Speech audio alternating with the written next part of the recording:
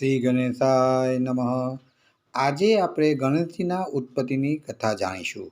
પ્રથમ પૂજ્ય મંગલકારી વિઘ્નહર્તા ગણેશજીના ઉત્પત્તિની કથા તેના સ્વરૂપ જેવી જ રોચક છે.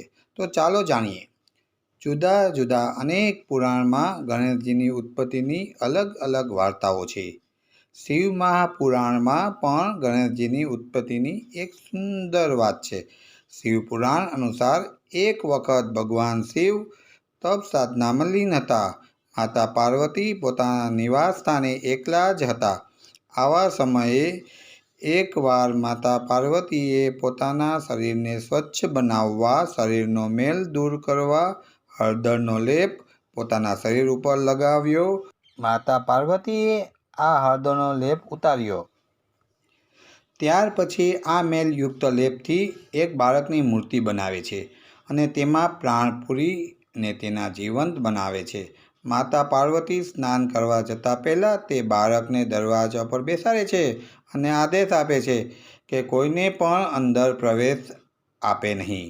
એટલે કે ચોકી કરવાની વાત હતી અને માતા પાર્વતીની સુરક્ષા પણ કરવાની હતી.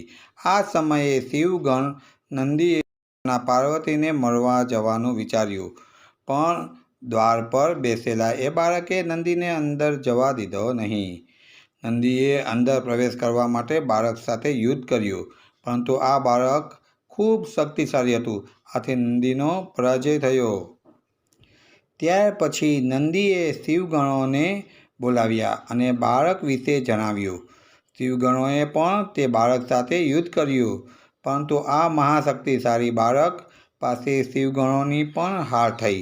સાક્ષાત શક્તિ દ્વારા જેની રચના થઈ હોય એ બાળક તો મહાશક્તિશાળી જ હોવાનું. નંદી સહિત શિવગણોએ આ બાળક વિશે ભગવાન શંકરને જણાવ્યું. હવે ભગવાન શંકર પણ ત્યાં આવે છે અને બાળકને કહે છે કે મારે પાર્વતીને મળવું છે. શિવજીએ પોતાના પરિચય પાર્વતીના પતિ તરીકે પણ કરાવે છે, છતાં પણ બાળક અંદર જવાની ના પાડે છે. બાળક કહે છે કે મને મારી માતાએ આજ્ઞા કરી છે કે કોઈને પણ અંદર આવવા દેવા નહીં. આથી આપ પણ જઈ શકશો નહીં. બાળકને શિવજી વચ્ચે વાદ વિવાદ ખૂબ ચાલે છે. બ્રહ્મા અને વિષ્ણુ સહિત સમગ્ર દેવગણ પણ ત્યાં ઉપસ્થિત થાય છે. સમગ્ર દેવતા પણ બાળકને સમજાવવામાં નિષ્ફળ થાય છે. દેવતાઓ સાથે પણ આ બાળકનું યુદ્ધ થયું અને દેવતાઓને પણ તેને પરાજિત કર્યા. અંતે આ મહાશક્તિશાળી બાળકનું શિવજી સાથે યુદ્ધ થાય છે. બેઉ બળિયા સાથે લડ્યા. ઘણા સમય સુધી બંને વચ્ચે ભીષણ યુદ્ધ ચાલુ રહ્યું. અંતે શિવજીએ પોતાના ત્રિશૂલ વડે એ બાળકનું મસ્તક ધડથી દૂર કર્યું અને યુદ્ધની સમાપ્તિ થઈ. આ બાળકના મૃત્યુની જાણ માતા પાર્વતીને થઈ.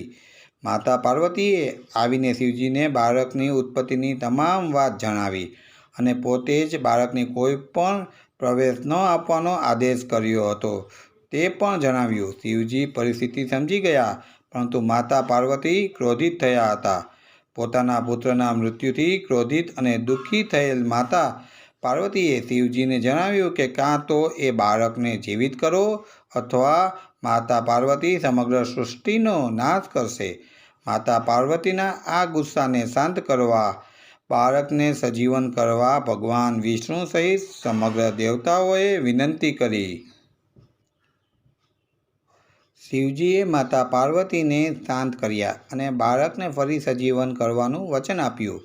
શિવજીએ તેમના ગણોને આદેશ કર્યો એક મસ્તક લઈ આવવા, અને એ એક મસ્તક લઈ આવે છે જેને બાળકના ધડ ઉપર રાખીને બાળકને સજીવન કરવામાં આવે છે.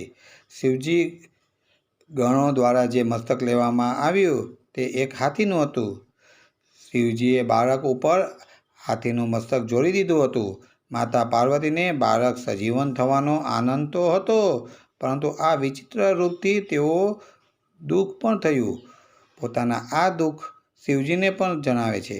અત્યારે માતૃભક્ત અને આજ્ઞાપાલક આ બાળકને આશીર્વાદ આપતા શિવજી જણાવે છે કે આ બાળક હવેથી ગણોના પતિ એટલે ગણપતિ કે ગણોના ઈશ એટલે ગણેશ તરીકે ઓળખાશે. એ વિઘ્નનો નાશ કરનાર બનશે અને કોઈ પણ કાર્યમાં પ્રથમ પૂજા તેની થશે.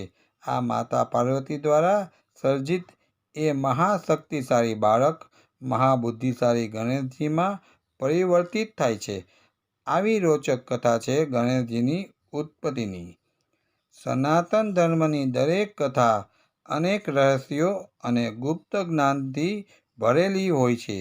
ગણેશજીની ઉત્પત્તિમાં પણ ખૂબ જ પ્રેરક વિજ્ઞાન રહેલું છે. માતા પાર્વતી એ શક્તિનું જીવનું પ્રતીક છે, જ્યારે શિવજી પરબ્રહ્મ પરમાત્માનું પ્રતીક છે. ગણેશજીની ઉત્પત્તિ પાર્વતીના શરીરના મેલથી થઈ હતી. આમ ગણેશજી ભૌતિક સંપદાનું અહંકારનું પ્રતીક છે. હાથીનું મસ્તક એ સદબુદ્ધિનું પ્રતીક છે. જ્યારે જીવ અને શિવને મળતા ભૌતિક અહંકાર રોકે છે, ત્યારે તેને દૂર કરીને સદબુદ્ધિના સ્થાપન દ્વારા પરમાત્માનો માર્ગ પરમાત્મા અપનાવે છે. જેની પાસે સદબુદ્ધિ છે તે વિઘ્નનો નાશ કરનાર બને છે, તે પ્રથમ પૂજ્ય બને છે. આવી સુંદર પ્રેરણા આ કથા સાથે જોડાયેલ છે. આપણને પ્રશ્ન થાય કે ગણેશજીને સજીવન કરવા શા માટે શિવજીએ એક હાથીનો ભોગ આપ્યો, જેને સર્વજ્ઞ કહેવામાં આવે છે? એ શિવજી શું ગણેશજીની ઉત્પત્તિની વાત નહોતા જાણી શક્યા? શા માટે તેમણે ગણેશજીનો વધ કર્યો? આ પ્રશ્નનો જવાબમાં પણ બે સુંદર રોચક વાર્તાઓ છે. ખરેખર એક મહાન કાર્ય માટે શિવજીએ પોતાના બાળકના મસ્તકનો ભોગ આપ્યો છે, જે હવે આપણે આગળના વિડીયોમાં જાણીશું. ઓમ નમઃ શિવાય. અમારી આ ચેનલમાં આપને ધાર્મિક વાર્તાઓ, આધ્યાત્મિક કથા, પ્રેરણાપદ વાર્તાઓ, વેદ અને પુરાણના જ્ઞાનની વાત, તહેવાર વિશેની વાર્તાઓ, મનોરંજક વાર્તાઓ, બોધકથાઓ, બાળ વાર્તાઓ તેમજ મહાપુરુષોના જીવનની અવનવી પ્રેરક વાતો જાણવા મળશે. તો અમારા વિડીયોને લાઈક કરો, શેર કરો